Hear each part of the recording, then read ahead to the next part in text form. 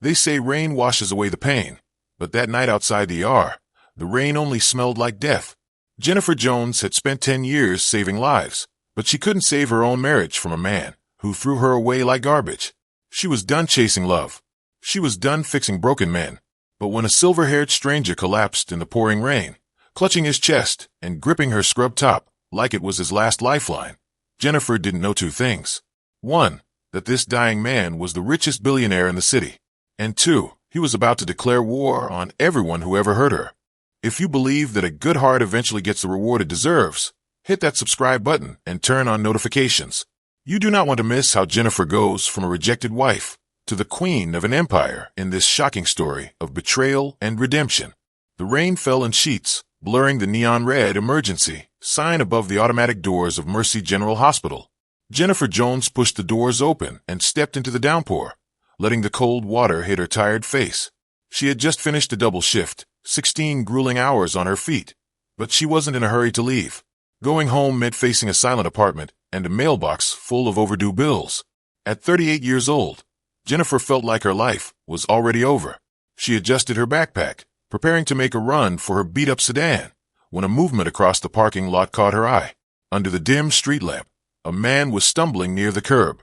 He wasn't wearing hospital scrubs or the usual tattered clothes of the patients who wandered outside for a smoke.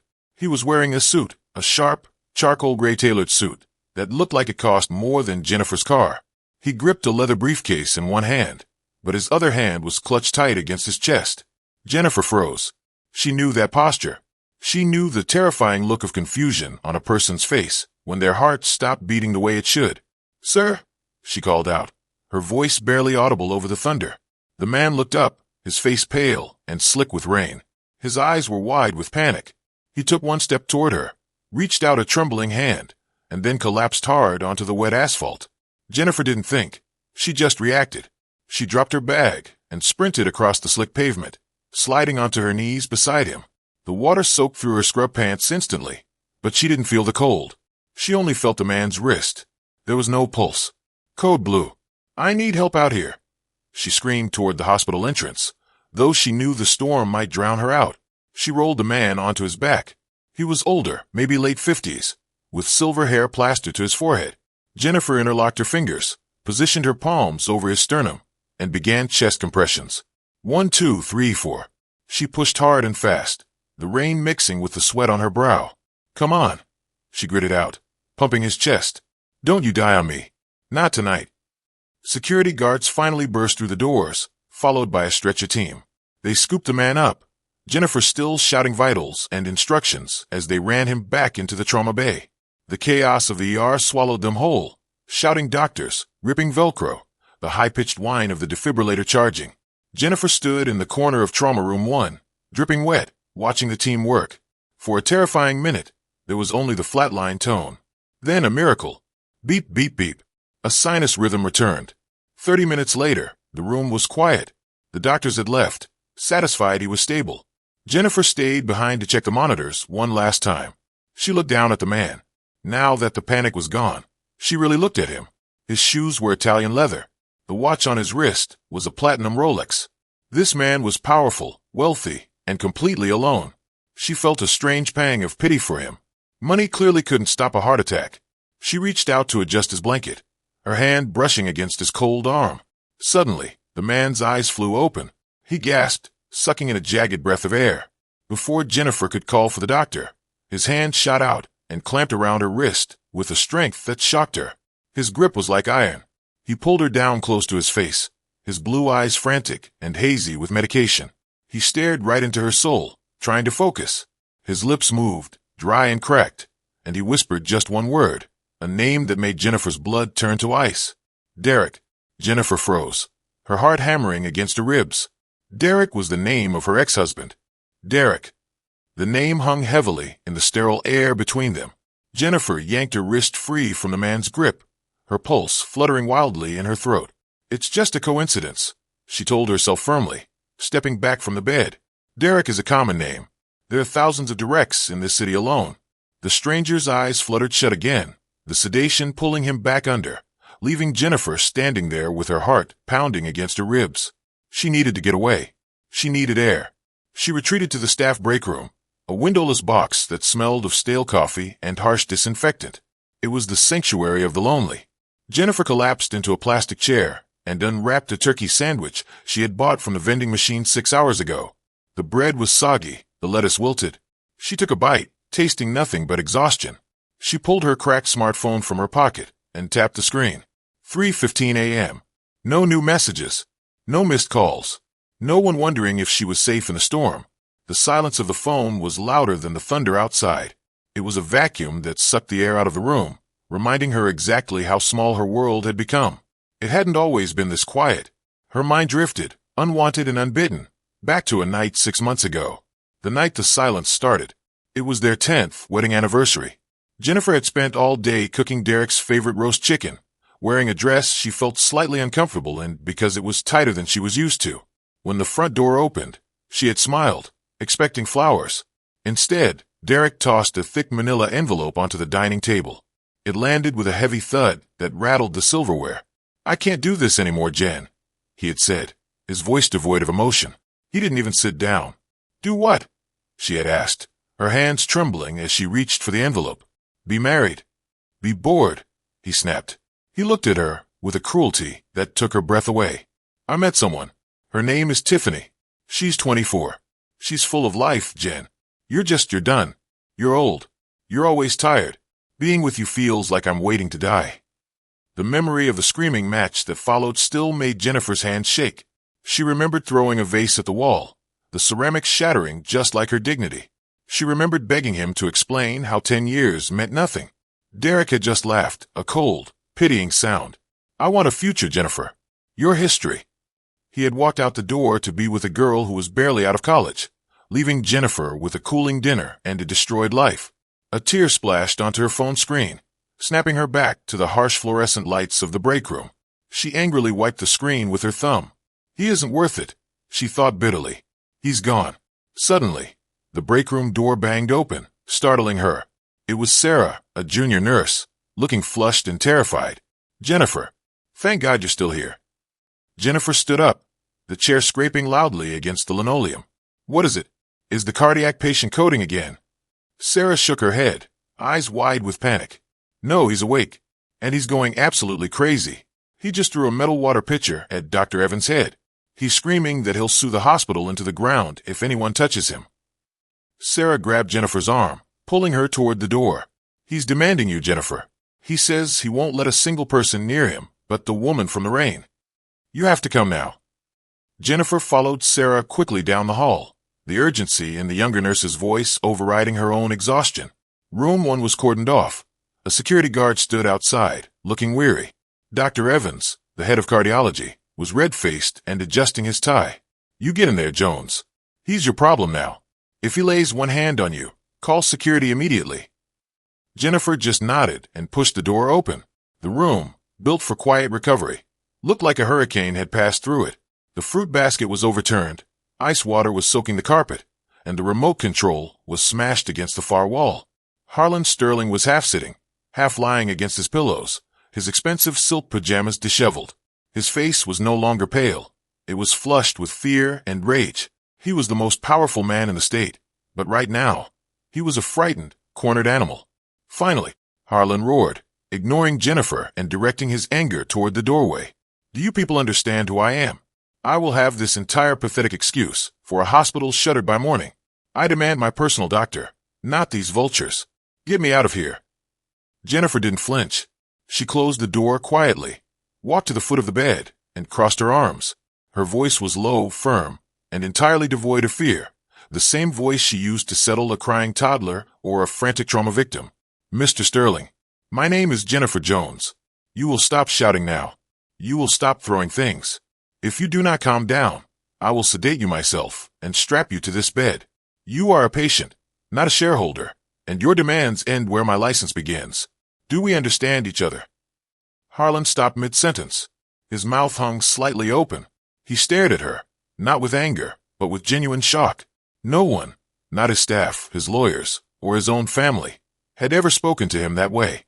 He blinked twice, the rage draining out of him, replaced by a strange mix of sheepishness and respect. "My apologies, Nurse Jones," he mumbled, picking at the blanket. He took a shaky sip of water from the cup she silently handed him. I do not handle helplessness well. He looked up, his eyes softening as they landed on the name embroidered over her heart. Jennifer Jones. Thank you for saving me in the rain. A long moment of quiet passed, broken only by the steady beeps of the monitor. He studied her tired eyes, the lines of exhaustion around her mouth, and asked a simple question that cut through the sterile air.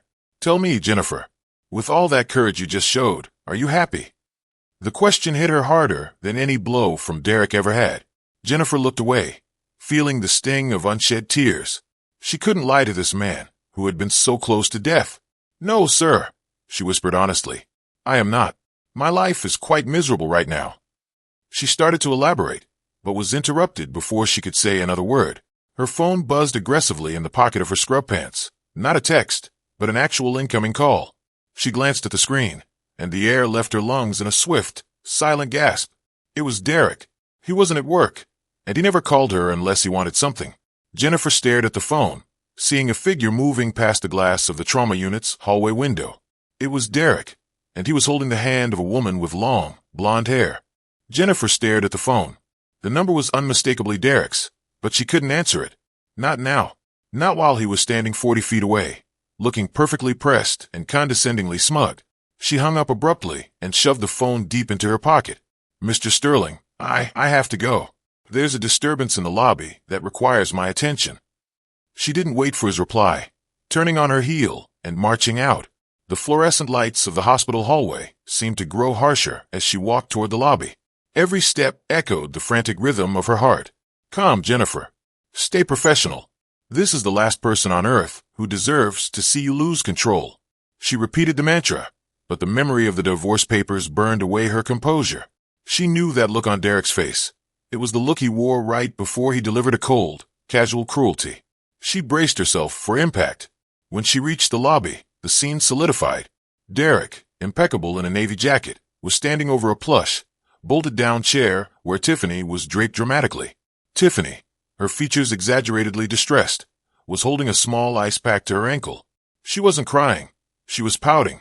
She saw Jennifer before Derek did, and her perfect, sculpted mouth curled into a sneer. Well, look what the mop dragged in, Derek said, turning around slowly. He didn't greet her.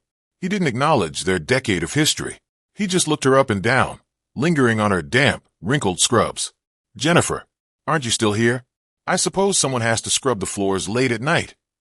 Jennifer forced her voice to remain flat and clinical. I'm working, Derek.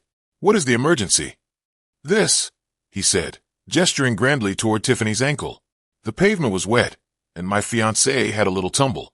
She's pregnant, Jennifer. She needs a specialist now. Don't stand around looking like the help. Go get me Dr. Evans. Now, the sheer audacity of his demand took her breath away. He was ordering her, his ex-wife, who had put him through business school, to fetch a physician for the woman who had replaced her. Tiffany giggled a high, grating sound from the chair. See, honey, she just still listen to you. Jennifer felt a dangerous red haze descend, but she held onto the railing of her professionalism. I am a registered nurse, Derek. I am not your personal servant, and I don't respond to demands. She took a deep breath. A triage nurse will be here shortly to assess Miss Tiffany's ankle. I suggest you wait patiently, or you can take her to the urgent care clinic outside the city limits. She turned to walk away, having delivered the sharpest retort she could manage without swearing. But in the distant hallway, near the entrance to the cardiac unit, a subtle, alarming movement occurred. Harlan Sterling, the newly stabilized billionaire, was not in his bed. He had somehow managed to get out, and with surprising effort, he was dragging his entire stainless steel four-pole behind him like a ball and chain. He was watching the interaction in the lobby. His face was a mask of cold fury, his eyes, dark and angry, fixed entirely on the figure of Derek, who was currently mocking the woman who had saved Harlan's life. Jennifer walked back to room 1, her stomach tight with humiliation and the stale residue of anger. She knew Harlan Sterling had been at the door. She had seen the four-pole standing slightly askew, but he was now back in bed, feigning sleep, breathing heavily. She didn't mention his excursion. She focused only on her task, moving the heart monitor closer and ignoring the tight knot in her chest. She checked his blood pressure, then his pulse, trying to regulate her own shaky breathing. Her cheeks still felt hot from the encounter with Derek. Harlan finally opened his eyes, watching her with a calm, discerning gaze. "You seem upset, Jennifer," he observed quietly. She didn't respond, clicking the blood pressure cuff off his arm. "Your man in the lobby. He seemed less than appreciative of your dedication to your career." Jennifer sighed, sinking onto the nearby guest chair. She rubbed her tired eyes. The need to hold everything inside suddenly vanished. She was talking to a dying man she'd saved from the rain. What did she have to lose? "He's my ex-husband, Derek," she admitted, her voice cracking. "He left me for a younger woman, Tiffany. Now he's dragging her around here, treating me like I'm a servant. He cleaned me out in the divorce. I'm fighting to keep my pension. Everything I earned in the last decade is just gone. It's hard to stay professional when you're facing the person who destroyed your life." Harlan listened, not interrupting, the silence of the room swallowing her quiet tears. He let her finish her painful confession, letting her speak about the shame and the genuine financial fear that haunted her sleepless nights. He nodded slowly. "He sounds like a wretched individual, Jennifer. Does he work here at the hospital?" "No," Jennifer said, wiping her eyes. "He works in corporate acquisitions, at some huge place downtown. Sterling Global, I think it's called." A slow, deliberate smile, cold and knowing, spread across Harlan Sterling's face. It was the smile of a predator who had just spotted his prey.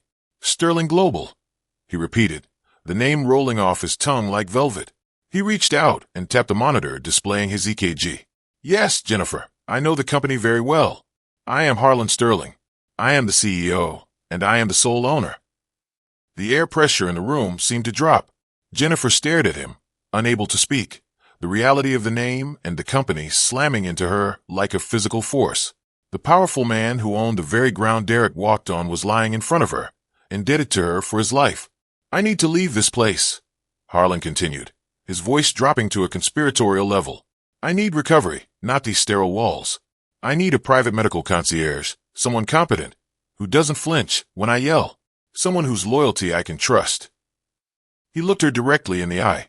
"I will pay you 5 times your current annual salary, Jennifer. But there's one condition.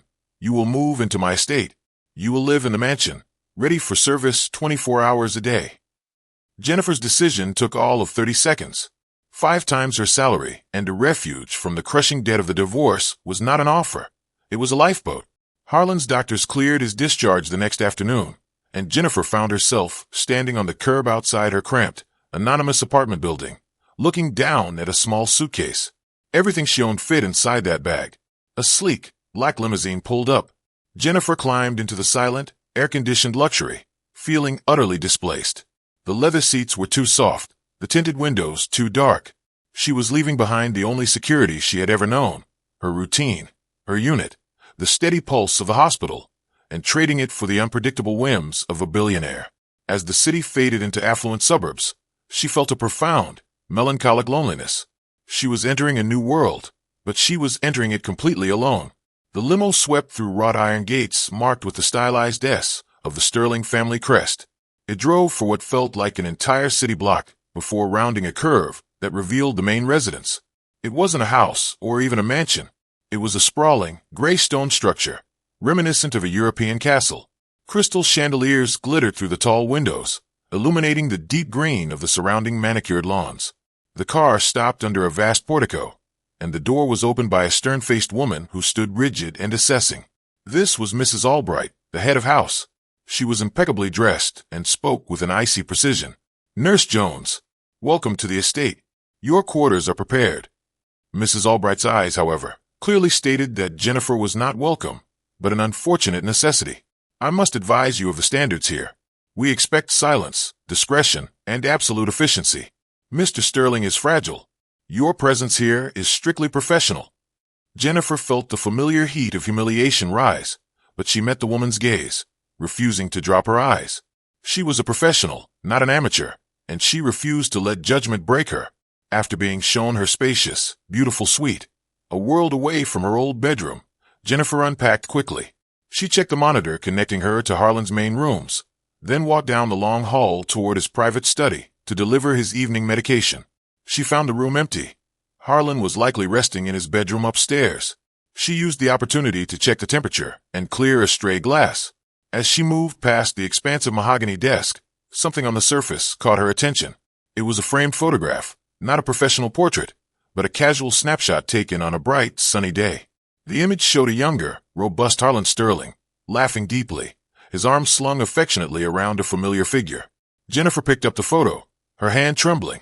The man standing next to Harlan, smiling confidently back at the camera, was Derek. The inscription across the bottom confirmed her greatest fear.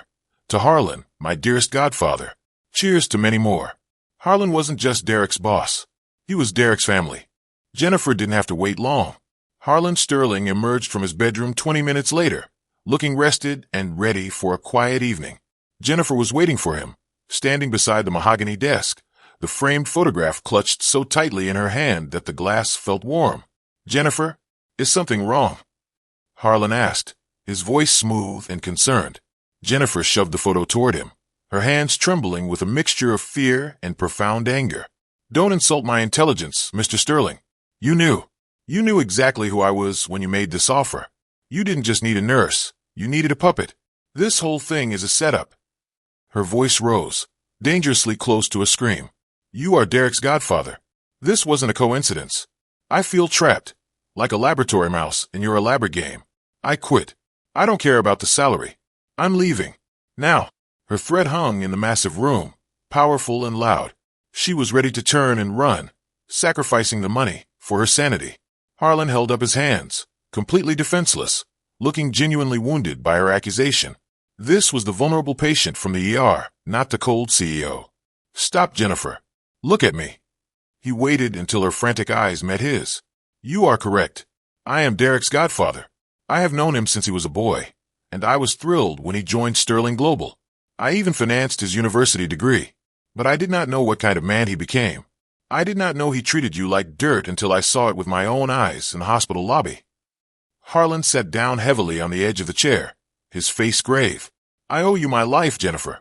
When I saw him try to humiliate the woman who saved me, I was ashamed. I feel responsible for the man he became, partly because I enabled his success. He reached out, resting his hand on the desk, not toward her. I don't want your misery, Jennifer. I want you to get your strength back. I want you to be the woman who stood over me in the rain and demanded I fight for my life. Derek took your confidence. Let me help you get it back on your terms. I promise you, this is not a trap.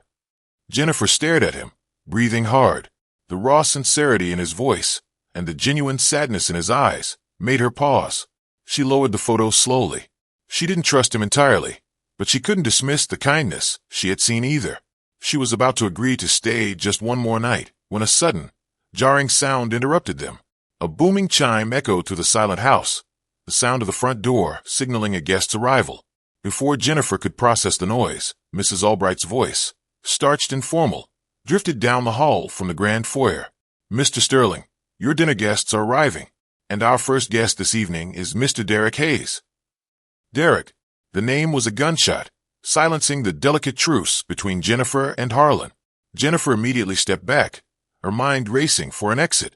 Her hospital scrubs felt thin and ridiculous against the backdrop of the Sterling Estate's grand dining room, where Mrs. Albright was ushering in impeccably dressed guests, a row of powerful men in tuxedos and women glittering in diamonds.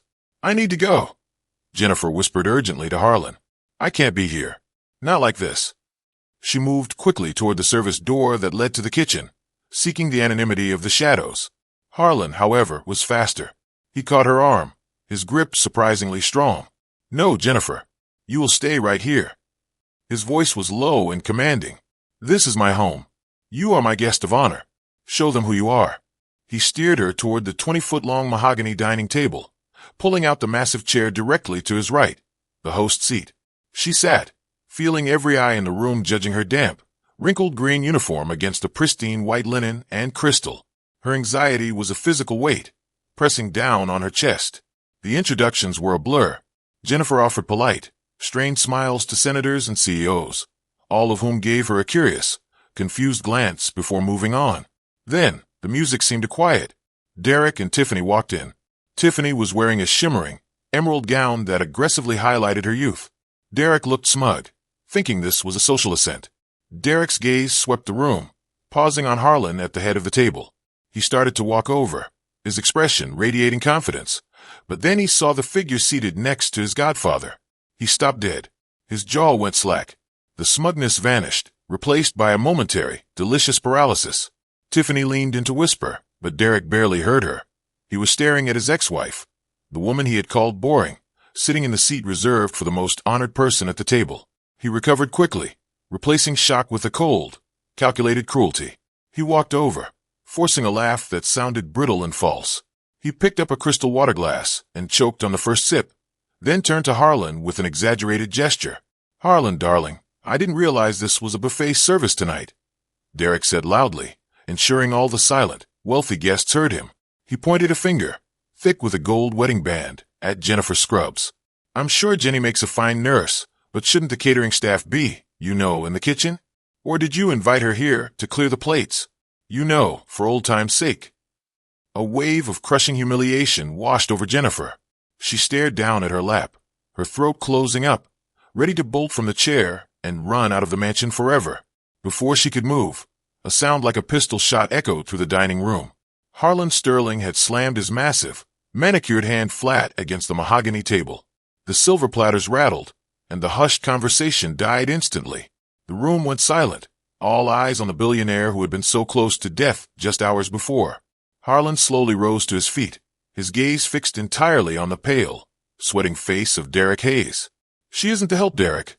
Harlan's voice was low, shaking with quiet fury, carrying absolute authority. "She is the only reason I'm alive. She pulled me back from death in the middle of a storm. Show some respect, or get out of my house." The dining room emptied out within minutes of Harlan Sterling's command. The high-powered guests, sensing a corporate scandal brewing, made swift, awkward exits. Derek and Tiffany didn't even stay for dessert. They practically fled, Derek's face pale with terror. For the first time since the divorce, Jennifer felt a dizzying surge of power. It wasn't her power, but it was being used entirely for her defense, and it was exhilarating. Later that night, the mansion was silent again. Jennifer sat with Harlan in the library, checking his vitals one last time. The air between them was relaxed, the earlier tension gone. Harlan spoke not of business, but of the books lining the walls and the places he had traveled. "You have remarkable composure, Jennifer," he observed, swirling the herbal tea in his cup. "You held your dignity when that wretched boy tried to strip it from you." Jennifer sighed, sinking into the plush leather chair. "I just wanted to disappear. He made me feel so small." "You are not small," Harlan countered firmly. "Derek made you believe that. I saw the fire in your eyes in the ER, and I saw the shame he tried to inflict tonight. I didn't hire you just for your medical skills, Jennifer. I hired you to remind you that you are a force." Their conversation flowed easily, crossing the boundaries of employer and employee. This was not a business arrangement anymore. It was a burgeoning, unusual friendship, founded on shared vulnerability and mutual respect. The following morning, Harlan was in a determined mood. "You cannot be my medical director and look like a refugee, Jennifer," he announced. "Mrs. Albright, call my personal shopper immediately. I want the finest tailor in the city here by noon." Jennifer tried to protest, citing professionalism, but Harlan silenced her with a wave of his hand. "This is part of your therapy. When you walk like a Sterling, Derek Hayes will remember you're standing on higher ground." Soon, the massive wardrobe was filled with clothes Jennifer couldn't afford. Sharp silk blouses, tailored suits that fit her curves perfectly, and elegant designer coats. She stood in front of a full-length mirror, watching the transformation. When she saw her reflection, a powerful, confident woman with a focused expression, she didn't just see expensive fabric. She saw the woman Derek had told her was too boring and too old, and she realized that woman was fierce. After the whirlwind of the fitting, Jennifer collected Harlan's jacket from the back of his chair, intending to hang it up. She reached into the interior pocket to remove his wallet and keys, her professional instinct checking for anything unnecessary. Her fingers brushed against a tightly folded, heavy envelope. It wasn't a bill or a receipt. It was a formal, sealed document from the Mayo Clinic, stamped with the bold letterhead of his primary physician. She hesitated, knowing she shouldn't open it, but her nursing curiosity and a deep dread won out. She carefully broke the seal and unfolded the page. The letter confirmed a devastating diagnosis. Harlan Sterling was suffering from an aggressive, fast-acting form of congestive heart failure. His heart attack in the rain was not a sudden accident. It was a crisis in an irreversible, terminal decline. The letter stated flatly that, without a successful transplant, Harlan had less than 6 months to live. He hadn't told anyone. Jennifer found Harlan in the sunroom, reading a financial report. She approached him quietly. The official letter spread open on her palm. Her face was tight with worry and a flicker of betrayal. "Harlan," she began, her voice low. "This changes everything. You have aggressive congestive heart failure. You have less than 6 months without a transplant. Why didn't you tell me? I'm your nurse. You need specialized care." Harlan looked up, his expression resigned, not surprised. He gently took the letter, folded it precisely, and placed it on the table. "Because I knew you would react exactly like this, Jennifer. You would stop seeing me as a patient and start seeing me as a walking tragedy. And everyone else." He trailed off, sighing deeply. "Everyone else sees only the inheritance." He stood up, motioning toward the French doors. "Come with me." They walked silently through the sprawling, manicured garden, the late afternoon sun casting long shadows. Harlan stopped beside a stone fountain and sat on the bench. His voice was suddenly fragile. "I am surrounded by people, yet I am utterly alone. Derek and his parents only call on my birthday to inquire about the trust fund. My lawyers visit weekly to discuss my will. I've spent 58 years building an empire, and I'm going to die with no one who truly cares about me." The immense loneliness of the powerful man was heartbreaking. He spoke of his fear not of death, but of the cold, calculating eyes of those who waited for his last breath. Jennifer's anger dissolved into pity. She sat beside him, wanting only to offer comfort. But as the fear of finality truly settled in, Harlan suddenly choked on a sob, his composure cracking completely. He grabbed the fabric of her skirt, his breath coming in shallow, quick gasps. His eyes were wide with terror. "I can't. I don't want to die here alone, Jen. I'm afraid." It wasn't a heart episode, but a profound, paralyzing panic attack about the inevitable. Instinct took over. Jennifer immediately placed her arms around his shoulders, pulling his trembling body into a tight hug. It was entirely medical, entirely human. She gently rubbed his back, murmuring soothing words and coaching his breathing. "Breathe with me, Harlan. You are safe. You are not alone. Not today." Her touch was not romantic, but the intimacy, the shared vulnerability, was overwhelming. In that embrace, the barrier between the billionaire and the broken nurse dissolved, leaving only two frightened, lonely people clinging to each other. The intense moment of human connection was beautiful and entirely exposed. Across the sprawling lawn, hidden behind a thick stand of rhododendrons, Tiffany, Derek's fiancée, lowered her expensive camera. She had been spying on the house from the nearby public park, hoping to catch a glimpse of Harlan to assess his health. She had seen everything. She immediately selected the picture of Jennifer holding Harlan tightly, her head resting near his ear, her perfect lips curled into a vicious smile. She typed a quick, malicious message and hit send. The photo landed on Derek's phone seconds later, accompanied by the cold caption, "Guess who's sleeping her way to your inheritance? Get rid of her, Derek." The morning after the panic attack was unexpectedly tranquil. The massive, sunlit kitchen was warm, smelling of fresh citrus and herbs. Jennifer, now wearing one of her new, elegant cashmere cardigans, was using a top-of-the-line blender to prepare Harlan's personalized, heart-healthy green smoothie. The moment of intimacy in the garden had shifted their relationship again, settling them into a comfortable, unspoken understanding. Harlan was more open, and Jennifer was more dedicated, her care extending beyond pills to nutrition and emotional support. Harlan sat at the breakfast nook, reading the financial news and enjoying the quiet.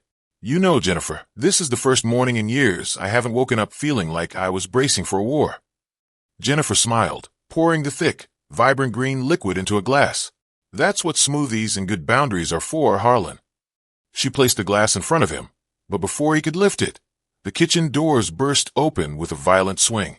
Derek Hayes stood in the doorway, his face mottled with rage and fear, clutching the infamous photograph in his hand. Beside him was a stiff, awkwardly dressed man carrying a briefcase, clearly the lawyer he had threatened. "Don't touch that smoothie, Harlan." Derek screamed, slamming the photo down onto the glass counter. "Look at this. This is elder abuse. It's manipulation. This nurse is attempting undue influence to secure your fortune and has been caught sleeping with you." Jennifer froze, horrified. The false accusation, fueled by Tiffany's malicious photo, felt like a physical assault. The supposed lawyer, a nervous-looking man named Barry, stepped forward, clearing his throat awkwardly. "Mr. Sterling, we represent Mr. Hayes. We are formally accusing Ms. Jones of financial and emotional abuse of a vulnerable patient." If she does not leave this property within the hour, we will file an injunction, strip her of her nursing license, and ensure she never works in this state again. The threat against her career, the one thing Derek hadn't been able to take from her, hit Jennifer hardest. She felt the blood drain from her face, suddenly terrified that this powerful lie might actually destroy her. She looked pleadingly at Harlan, who had not yet reacted. Harlan Sterling slowly placed his hands flat on the table, his eyes never leaving the frantic face of his godson. He glanced down at the photo of Jennifer holding him, then back up at Derek. Harlan didn't raise his voice, nor did he look frightened. Instead, a sound started deep in his chest, a single, low chuckle that quickly escalated into a cold, terrifying laugh that echoed off the high kitchen ceilings. It was the laugh of a man who held all the cards. He stopped abruptly, his face iron-hard.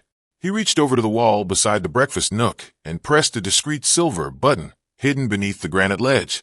"I was waiting for you to do this, Derek," Harlan said, his voice dripping with menace. "The moment you walked in here, you confirmed everything I suspected." The moment Harlan pressed the button, two imposing security guards materialized instantly, blocking the kitchen exits. Derek and the man he called Barry froze, their faces going from furious to terrified. Harlan leaned back in his chair, his expression cold and calculating, utterly unlike the vulnerable man Jennifer had comforted the night before. This was the true billionaire, a strategist who left nothing to chance. "You really thought, Derek," Harlan said, his voice laced with disdain, "that you could come into my home, threaten the woman who saved my life, and try to blackmail me into signing documents?" Harlan pointed to a tiny, barely visible pimper camera lens hidden in the molding above the counter. "This house is wired.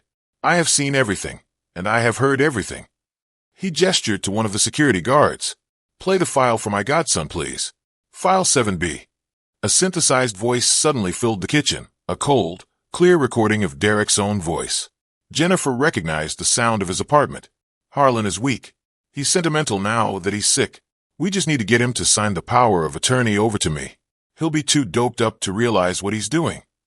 Then came the nervous voice of Barry. "But Derek, isn't that illegal?" "It's not illegal if you're his family, you fool. Get the papers ready." The recording clicked off. The kitchen was plunged into a shocked silence. Barry, the fake lawyer, didn't hesitate. He dropped his briefcase, stumbling backward toward the door. "I had nothing to do with this. I was just a friend. I'm leaving." He bolted out of the room, leaving Derek entirely exposed. Derek's carefully constructed facade shattered entirely. He didn't look at Harlan. He threw himself onto his knees, scrambling on the cold floor and grabbing the hem of Harlan's silk pajamas. Tears streamed down his face, genuine tears of self-pity and fear. "Harlan, please. I didn't mean it. It was Tiffany. She put the idea in my head, I swear. She needs money for the baby. I need my job. Please, Godfather, don't ruin me. I'll do anything. Anything." He wept hysterically. The man who had abandoned Jennifer for being boring now looking utterly pathetic. Jennifer watched the collapse of her ex-husband. All the power, the cruelty, the condescension, it was gone. She felt a strange mix of satisfaction and emptiness. The anger had burned away, leaving only quiet indifference. Harlan stood up, pulling his pajamas away from Derek's desperate grasp. He looked at the sniveling man beneath him, and then he turned to Jennifer. He did not ask her what he should do. He gave her the final, devastating authority. "Jennifer," Harlan said, his voice hard, "you are the victim here. You are the one who has shown true honor. Look at him." Harlan gestured down at the whimpering Derek, who was rocking back and forth on the expensive tile. "He is responsible for the worst pain of your adult life. Do you want him fired, Jennifer? Do you want him removed from Sterling Global entirely? Say the word." Jennifer stepped forward, looking down at the broken man who was now entirely dependent on her mercy. Her past stood kneeling before her, and she held its fate in her hand. Jennifer stood over Derek, who was still weeping at Harlan's feet. Her past and her pain were encapsulated in this pathetic, groveling man. She saw the 10 years of her life he had discarded, the cruel jokes he had made, and the devastation he had wrought. Yet, as she stared, the raw rage she had carried for months began to dissipate. She didn't feel the satisfying heat of vengeance. She felt hollow. She realized, with startling clarity, that she no longer hated him. Hate requires engagement, an emotional link. Derek was now so contemptible, so far beneath her, that all she felt was pity. He wasn't a villain. He was just a small man destroyed by greed. The emotional victory was already hers. She didn't need to ruin him. She just needed to show him how irrelevant he had become. Jennifer ignored Derek entirely, addressing Harlan in a calm, steady voice. "Don't fire him, Harlan." Derek's head snapped up, his eyes momentarily wide with hope. Harlan raised an eyebrow, a hint of confusion in his sharp gaze. "Firing him is too easy," Jennifer continued, the power in her voice quiet but absolute. "He has a fiancée and a baby coming. We shouldn't punish the child for the father's cruelty." She paused, letting the statement hang. "But Derek loves status more than money. Send him to the basement storage office at Sterling Global, the one with the leaky pipe. Strip him of his corporate title, his corner office, and his bonus structure. He works exclusively on filing and data entry, starting immediately, at minimum wage. No one will know he was terminated, but everyone will know he failed." The silence that followed was heavy. Derek's face, which had been hopeful, twisted into a look of far greater terror than when he thought he was fired. Termination would have allowed him to find a comparable job elsewhere. This sentence, humiliation, invisibility, and financial emasculation at the hands of his powerful godfather, was a permanent stain on his career, delivered by the woman he had dismissed as a servant. Harlan smiled, a slow, approving expression that reached his eyes. "That," he stated, looking at Derek, "is true justice, Jennifer. Consider it done." Derek was escorted out by security, whimpering and protesting not the minimum wage, but the loss of his title. Jennifer watched him go, finally closing the door on that painful chapter of her life. She was exhausted but triumphant. Harlan praised her maturity, calling her decision the mark of a true leader, not a victim. Jennifer went to Harlan's room an hour later, settling in to check his evening vitals before retiring to her own suite. The room was still, the only sound the gentle beep, beep, beep of the cardiac monitor beside his bed. Jennifer smiled, satisfied by the calm, and reached out to adjust the monitor's cable. Just as her fingers brushed the plastic casing, the smooth, steady rhythm on the screen became wildly erratic, flashing a series of terrifying, jagged peaks.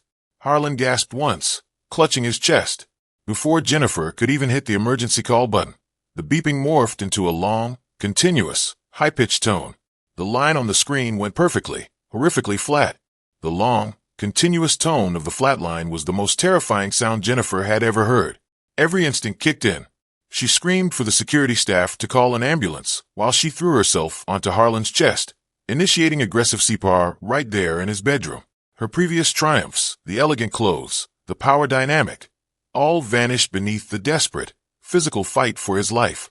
Paramedics rushed in, stabilizing him just enough to load him into the ambulance. Jennifer rode beside him, refusing to let go of his hand, coaching the paramedics through every dangerous tremor of his heart. They rushed him to the best surgical center in the city. The moment they hit the brightly lit, specialized trauma bay, Jennifer's role was over. She was the one who had saved him in the rain, but now she was simply a woman in a cardigan, pushed back by a swarm of surgeons and technicians. Standing outside the swinging doors, listening to the metallic clatter and the hushed, urgent tones of the surgical team, the adrenaline finally crashed. She slid down onto the cold tile floor, burying her face in her hands. In the silence, the truth hit her with the force of a physical blow. She was terrified, not because of the loss of the salary or the safety of the mansion. She was terrified of losing Harlan. She loved him. She loved the lonely, grumpy, brilliant man who had seen her at her most invisible and treated her like gold. She loved the man who had given her a reason to fight again. The feeling was pure, unadulterated grief for the possibility of a future she hadn't even admitted she wanted. Hours later, Jennifer sat in the small, empty waiting room, staring blankly at a wall mural of a serene beach. The clock crawled toward dawn. The silence was eventually broken by the sound of nervous, expensive shoes scuffing the linoleum. Derek appeared in the doorway, looking anxious but strangely expectant, carrying a sheaf of papers. Gossip traveled fast. He clearly thought his godfather was gone. Derek sat 2 chairs away, refusing to meet her eyes, but his voice was oily and probing. "Jennifer, terribly sorry to hear the news. Did he sign anything before he went under? Was there any conversation about the estate?" Jennifer didn't even turn her head. She looked at the fake palm tree in the corner. The anger, the pity, the satisfaction. It was all gone. Derek was nothing but white noise now, a distant irritation. She had faced true fear tonight, and his petty greed held no power over her. She gave him no response, not a single glance, not a single sound. After 10 awkward, silent minutes, Derek huffed, shuffled his papers, and slumped back out the door, defeated by her utter indifference. The sun was just beginning to streak pink across the sky when the operating room doors finally opened. The chief surgeon, Dr. Alistair, walked out slowly. He looked utterly exhausted, his surgical gown speckled with blood. Jennifer scrambled to her feet, her whole body trembling. Dr. Alistair reached up, his movements heavy, and pulled his mask down, his eyes filled with immense gravity. He looked directly at Jennifer, shaking his head slowly, sadly. "I'm sorry," he whispered, his voice thick with regret. The world tilted. "I'm sorry." The words echoed in the surgical waiting room, crushing the last reserves of hope in Jennifer's chest. A choked sob escaped her, and she dropped to her knees, the devastation of losing the only man who had truly seen her, crashing over her in a violent, dizzying wave. The quiet triumph over Derek meant nothing now.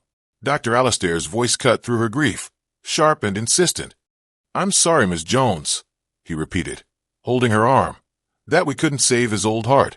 It was too far gone." Jennifer looked up, her vision blurring with tears, utterly confused. The doctor smiled, a flicker of tired relief in his eyes. "The transplant was a success. We stabilized him and found a match late last night. He has a new heart, Jennifer. He's going to make a full recovery."